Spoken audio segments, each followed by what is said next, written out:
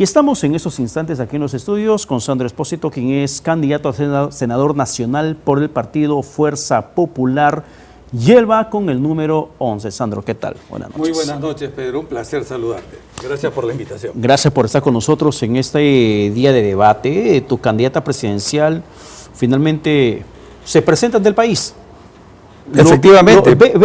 ¿Crees que a Keiko Fujimori le van a querer hacer piñata a los candidatos? Sin duda. No todos, sin duda, pero ¿Ya? hay candidatos. Esto es una estrategia definitivamente de final de campaña, ¿no? Y sabemos que el debate presidencial a veces mueve un poco la brújula.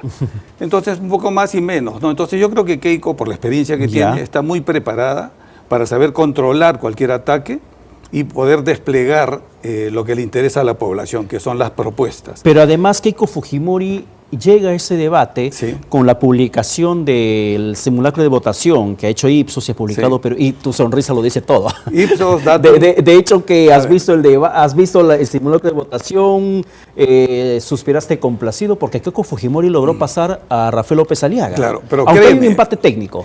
Créeme lo que te digo, yo lo siento desde hace varias semanas y tal vez un par de meses. ¿Por qué? Porque he visto el despliegue del partido Ya. político que ha caminado Keiko por todo el Perú repetidas veces. Es un trabajo incalzable y que ella desarrolla.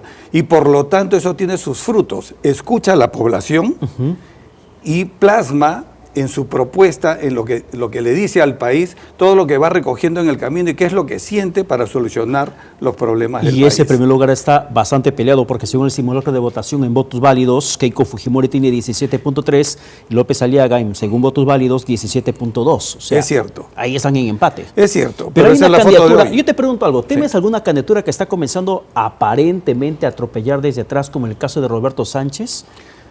que ha llegado al cuarto Podría lugar? alcanzar, digamos, los partidos de izquierda, podría alcanzar a López Chao, podría pasar a Nieto, entre ellos tres creo que está el tercer lugar. Roberto Sánchez ya le pasó a Álvarez según el simulacro. Claro. Empate técnico también con Efectivamente. López Chau, 7.9 López Chau, 7.5 Roberto Sánchez. Cierto.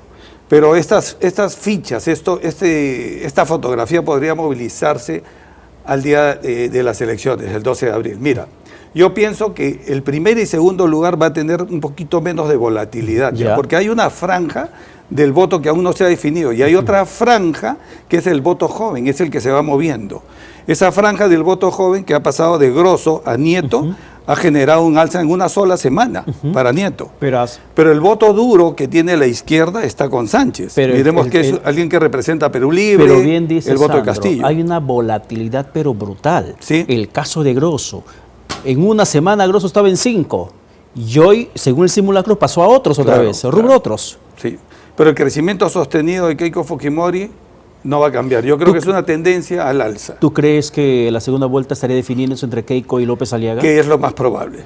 Porque según el simulacro de votación hay casi 10 puntos de diferencia entre el segundo y el tercero, Es lo que más López probable, Chau. sí.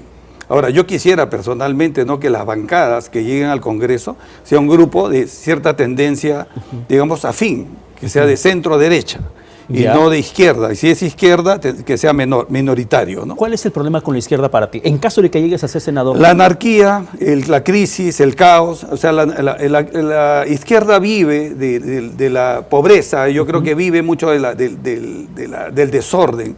Entonces buscan que siempre haya cierto retraso para poder cosechar. Ya. En cambio, nosotros, personalmente te lo digo, ¿no? Yo siempre busco resultados. Yo he sido una persona pobre, he ido escalando, he sido empresario, me he retirado como empresario hace poco, he conseguido muchos logros académicos también, y esa vida me hace ver, digamos, el panorama político de una manera muy diferente. Y con esa experiencia, esa vida que tienes, que has Sí. tenido, ¿qué es lo que pretendes hacer en el Parlamento como senador? Volcar mi experiencia. ¿De qué Mira, manera? el gran ejemplo del manejo de gestión positiva es el Banco Central de Reserva. Es un gran ejemplo, fíjate. Todos profesionales de carrera, exitosos y bien preparados y no politizados. Mira, solo ven resultados. Yo soy economista de profesión. Ahora estoy lanzándome a senador como político, pero para volcar todo el conocimiento que tengo, no solo de economista, yo he vivido 40 años de la tecnología de información. Entonces, mi pretensión principal es hacer uso imperativo a través de leyes, a través de bancada, porque el senador obviamente no tiene iniciativa de ley, pero a través de la bancada podríamos lanzar ciertas propuestas de cambio para el uso imperativo de la inteligencia artificial en el alto segmento de la gestión del Estado. Sin despidos como pretende, porque el señor López Aliaga ha hablado de 16 a 6 ministerios y obviamente eso no ha dicho cómo. Simplemente ha hecho una resta aritmética.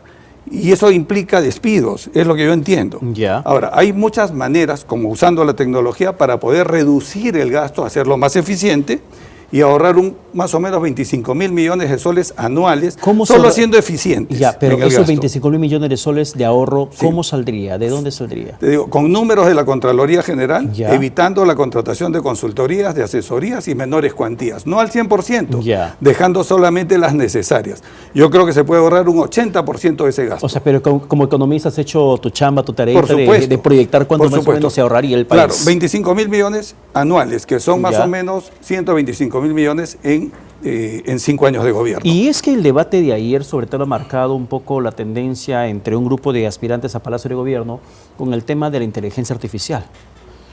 ¿Esto también lo integra Keiko Fujimori y su plan de gobierno? Pero por supuesto, a ver, la inteligencia artificial es una herramienta súper potente, y realmente todos los que usamos hoy en día, los usuarios, la subutilizamos. O sea, esto requiere de ser entrenamiento, de cursos, ¿no? De gente profesional que lleve estos cursos para poder ser eficiente en el uso de la herramienta. O sea, no es cualquier cosa, no es decir, le hago una consulta y me da una información que podría ser valiosa como podría ser inservible.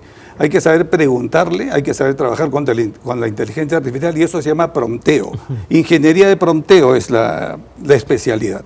Y si ese entrenamiento se lleva a la alta esfera de gestión del Estado, vamos a tener resultados positivos ahorrando dinero. Pero más allá de eso, el plan económico que tiene Fuerza Popular también establece destrabar los proyectos mineros. Estamos hablando de 70.000 millones de dólares más o menos pero ahí en proyectos mineros. Pero ahí te chocas con una realidad que no tanto el problema termina siendo proyectos trabados en tema minero, sino la minería ilegal, como se ha diseminado terriblemente en el país, termina siendo una economía ilegal bastante fuerte. Es cierto, pero la minería ilegal representa el 1 o 2% de la minería total. ¿Cómo la minería ilegal que genera tanta delincuencia puede haber dominado el negocio de la minería, puede habernos impulsado a aprobar leyes o el registro Reinfo, por ejemplo, de ir dilatándolo innecesariamente? Han presionado tanto que se amplió otra vez hasta... Claro, y no dedicarnos a la verdadera ley que es la ley MAPE. O sea, la ley MAPE ya debió discutirse, aprobarse, mejorarse, ¿no es cierto? ¿Fuerza Popular tiene alguna decisión de acabar con ese tema de la minería ilegal? Pero por supuesto, de inmediato. ¿Ustedes acabarían con Reinfo?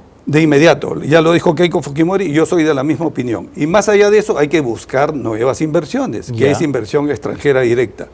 Eso nos daría más impuestos, más canon para el pueblo. ¿Y qué va a hacer el canon? ¿Qué va a hacer con el canon el Partido Fuerza Popular? Keiko Fujimori ha establecido, y lo ha dicho más de una vez, que el 40% del canon minero va a ir directamente a las comunidades. ¿El 40%? El 40%. A ver, precisando, cuando hablamos de actividades extractivas, y lo sabes perfectamente bien, Sandro, siempre están las disputas entre las comunidades, las poblaciones de influencia directa y de influencia indirecta.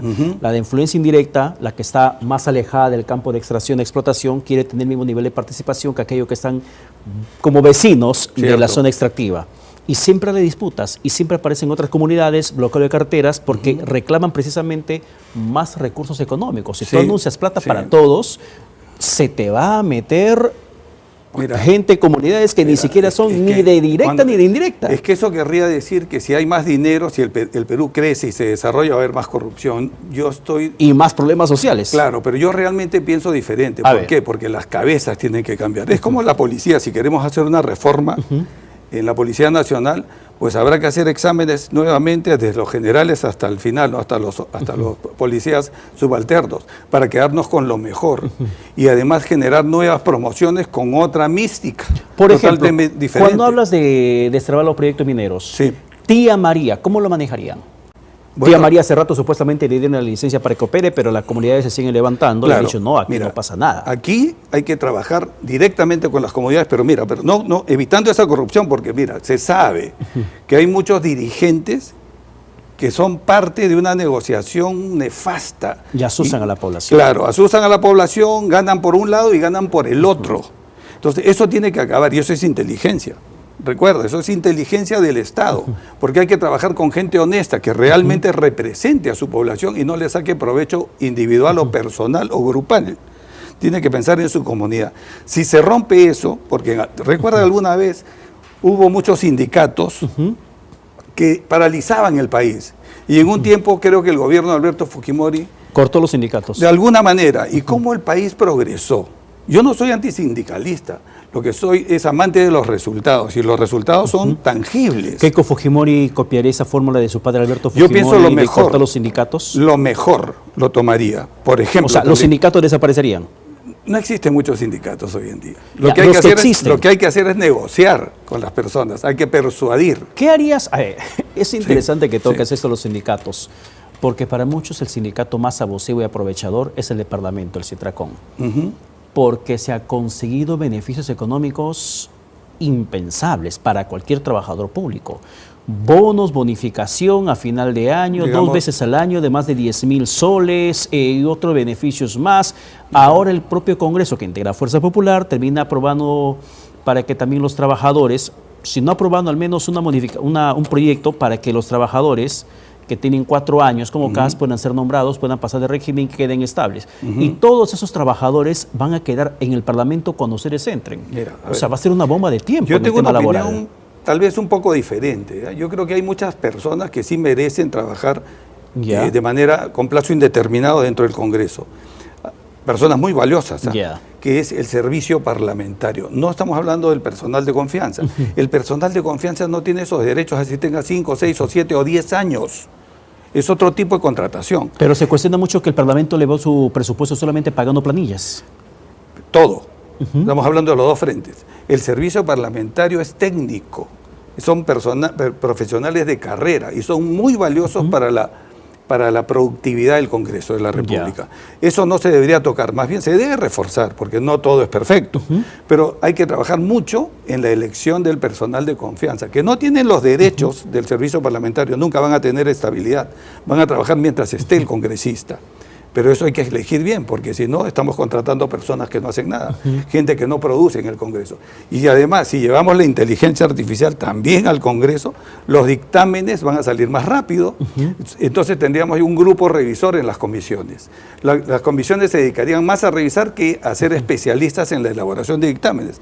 Si usted pregunta en el Congreso quién quiere trabajar haciendo dictámenes, la gente se corre, porque no quieren trabajar, porque es el trabajo real. De una comisión de Congreso. Esa es la productividad que debe tener la comisión las comisiones del Congreso. Y sin embargo todo el mundo se corre, nadie quiere colaborar con ello. Entonces la inteligencia artificial llega precisamente para apoyar ese frente. Y por otro lado también debemos evitar que hayan leyes inservibles, que le hagan daño al país, ya sea que le cuesten más al país porque realmente son irresponsables en su aprobación. Por ejemplo, CAS, vamos a dar gratificaciones y no hemos preguntado se le ha preguntado al Ministerio de Economía, ha dado un informe negativo diciendo esto no procede, pero sin embargo se vota y se aprueba. Entonces, si hacemos una modificación que en la mesa directiva de la Cámara de Diputados se filtre y que ningún proyecto o iniciativa pase sin estudio serio de análisis de costo-beneficio, eso no ocurriría. Ya, pero regresando un poco al tema de los sindicatos, ¿tú propusieras que el sindicato del Citracón desaparezca? La verdad que tendría que evaluarlo, pero ¿tú perteneces a algún sindicato o no? A ninguno. Ah, ya, perfecto, como me has insistido en la pregunta. Es que, es algo bien delicado. Es que tu comentario, Sandro, me lleva, ¿sabes? Yo he sido sindicalizado como empleado bancario. Tu comentario del sindicato me lleva un recuerdo de mi padre, que él era fujimorista rabiar. Es más, siempre hago la comparación de los tiempos actuales de la política y cómo es que ha sido la última vez que al menos se tenga memoria de un candidato que ganó en primera vuelta, ha sido en el 95 Alberto Fujimori. Y recuerdo a mi padre diciendo constantemente que el mayor éxito de Fujimori ha sido anular los sindicatos. Fue parte. Mi padre era un conductor de transporte público. Y él decía en su experiencia, el principal problema eran los sindicatos. Bien por Fujimori que acabó con los sindicatos, es lo que repetía mi padre una y otra vez. Fujimori fue una persona muy inteligente. ¿Y tú crees que Keiko Fujimori puede encarnar lo que hizo su padre en su momento? El albertismo es bastante fuerte. Claro, Keiko es políticamente pura, ya lo he dicho, es la segunda vez que lo repito.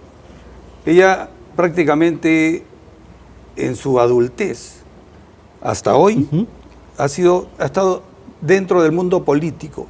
¿Qué persona en el Perú tiene mucho más experiencia que ella en el mundo político? Contactos, recorriendo el país. Son cuatro campañas. Cuatro campañas. Ha sido congresista, ¿no? Es la líder de un partido político y tal vez el partido más, sin presumir, tal vez el partido político más grande que existe hoy en el Perú, porque tiene bases en todo el Perú y tiene militancia en todo el Perú. Si Keiko pierde estas elecciones, tendría que retirarse ya de yo campañas. Yo creo que hoy sí tenemos una nueva generación de políticos en el partido que podrían suceder a Keiko Fujimori. Sí, hay varios, ¿no? Sin mencionar nombres. Definitivamente sí creo que en una siguiente elección podría barajarse o tomarse una decisión partidaria de que sea otro quien lidere la siguiente campaña. Pero yo confío en el triunfo de Keiko Fujimori en estas elecciones. Estoy seguro que pasamos a segunda vuelta y estamos preparados como un ajedrez, como un tablero de ajedrez, para enfrentar a cualquier otro candidato. Eres economista. ¿De qué forma impulsarías el tema de las MIPES? Mira, las MIPES, de acuerdo al plan que tiene Fuerza Popular, vamos a darle, cosa que yo comparto, ¿ya? Vamos a evitar que en los primeros 3 años se va a exonerar el impuesto a la renta. ¿A las actuales MIPES o a las nuevas? No, a las nuevas, porque queremos no solamente generar empleo, generar emprendimiento a los jóvenes, sino también ampliar la base tributaria. No es con lo que ya existe, es ampliación, porque si vamos a lo que existe, va a ser contrario a la recaudación, va a afectar el tesoro público. En cambio, esta medida no. ¿Por qué dar 3 años? Yo particularmente estoy de acuerdo en hacerlo de manera progresiva, pero sin embargo el plan de Fuerza Popular establece que 3 años no se paga el impuesto a la renta, se libera. ¿Para qué? Para que sea sólido, porque las empresas que nacen en el primer año, de 10 se van 9. Llega 1 o 2 al segundo año, no hay más, o sea, no tienen éxito. ¿Por qué? Porque no tienen crédito para subsistir, porque no es fácil vender, no es fácil llegar a estar en azul, todo está en rojo al principio, ¿no? Conseguir clientes, posicionarse en un mercado. Entonces ahí es donde el plan de gobierno de Fuerza Popular va a apoyar. También va a haber cierta facilidad de créditos a través de COFIDE para ayudar este crédito que es duro, para conseguir tu primer crédito porque no tienes score bancario. El Estado se va a encargar de canalizar préstamos para emprendimientos. Entonces hay un programa bastante sólido para ayudar al joven y al emprendedor. Bueno, el tiempo nos ha ganado. Esperamos que este debate pueda finalmente catapultar mucho más la carrera de Keiko Fujimori, porque hoy terminó finalmente siendo puesta en el primer lugar, pero cuidado con los demás candidatos que están viniendo desde atrás y que están levantando y que finalmente podría relegar a quienes están arriba en las encuestas y en los simulacros. Sandro Espósito, tu mensaje final a la población. Mira, por favor. creo que estamos sentados sobre hombros de gigantes y eso nos hace ver mucho más lejos. Son palabras de Isaac Newton. Y eso lo llevo yo a la tecnología. Tenemos la tecnología al alcance, pero tenemos que tener un gobierno y un Congreso de la República con gente preparada y eso depende del elector. El elector tiene que evaluar, tiene que auscultar, tiene que investigar sobre el candidato y tomar la decisión de su preferencia. Yo estoy seguro que el voto preferencial va a hacer que nosotros tengamos una mejora cualitativa en el Congreso de la República. Soy Sandro Espósito, candidato al Senado Nacional por Fuerza Popular, la letra K y el número 11. La letra K y el número 11. Y vamos por un buen camino y un nuevo destino. Perfecto, ha sido Sandro Espósito, candidato a Senado Nacional. Su número tienen que marcar después de la candidatura presidencial. Así es. Porque si no te mandan a Senado Regional y pierdes el voto. Segunda columna. Segunda columna, Sandro Espósito, número 11 por Fuerza Popular como candidato a senador nacional. Vamos a la pausa, pero tras el corte regresamos inmediatamente para ver el inicio de esta tercera fecha del debate presidencial.